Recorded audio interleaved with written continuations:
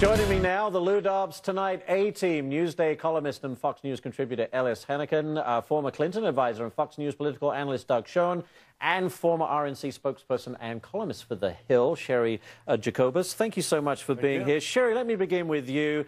You know, Mitt Romney's so quick to jump on this with the vice president saying, hey, look, the middle class has been buried for the last 4 years. You could argue buried with what? Debt, high unemployment, falling income, you name it.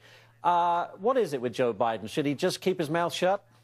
No, please no. I want Joe Biden to keep talking because don't suggest that he needs to be quiet. You know, the thing about Biden is he accidentally goes into this truth-telling and everybody calls it a gaffe. And I think it's great because when the chips are down, we can rely on Joe Biden to tell us the truth.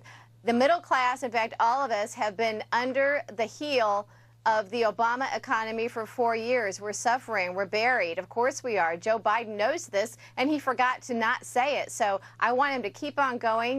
You know, I don't know if all of the mainstream media will report it, but I don't think we should slam Romney for jumping on it. You know, this is what the vice president has said. That's what you could call a ready-made gift. Alice, come on. Well, listen, hold on. Chri, I'm afraid you're going to have to reel in the giddiness just a little bit. Obviously, it's too good. Obviously, people are suffering. Right? I mean, there's a lot of pain out there, up and down the economy. And the question really is, and frankly, Joe Biden presents it pretty well to normal folks, which is, who do you trust going forward? Who is it that's going to get you out of this thing? And I got to tell you, you all may make fun of him, but the guy comes off as a fighter, and I think a lot of people like that. Well, maybe you should just stick to taking other people's speeches, Doug. You know, I'm referencing when he plagiarized the UK Labour leader, Neil Kinnock's speech back in '87. I remember that, Ashley, but what my problem with him now, or my question really, is if he's talking about how hard-pressed the middle class is now, and I think he's right to say that, is usually you hold, don't you, Ellis, the incumbent accountable for the economic woes we're facing?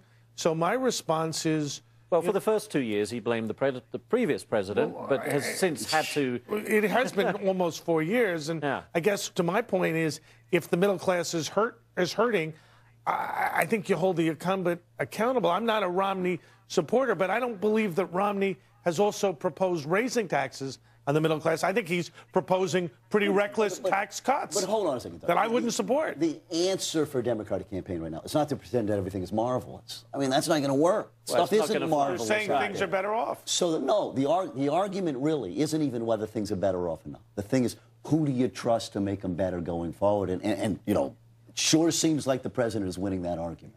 Chri, well, let me bring you in on this. I mean, you know, perhaps a guy who's been very successful in business might be a good option. Yeah, that's work. Exactly. And, you know, here's the other thing. We all are looking at these polls, and they kind of seem all over the place, but the regular Americans really don't start looking at this stuff until about 3 weeks before the election. I think the debates tomorrow night, I think it's going to be very important, you know, people might start paying attention. And this line about blaming Bush, or as Ellis says, who do you trust? Well, how can you trust Barack Obama and Joe Biden to take us forward into prosperity when they failed so miserably the past 4 years, and by Joe Biden's own admission? And that's even if you want to blame Bush. Whoever you want to blame for what happened, you have a guy in the White House now who promised us he was going to make things better. He's made things worse. He's broken his promises. He's a failure. Well, listen, I am not one of these crazy poll truthers who doesn't believe the evidence right in front of my eyes. And clearly, the argument is resounding and working. I mean, I don't remember a worse candidate than Mitt Romney. They might be, Doug probably remembers one. Barry Goldwater. Barry Goldwater, there you go.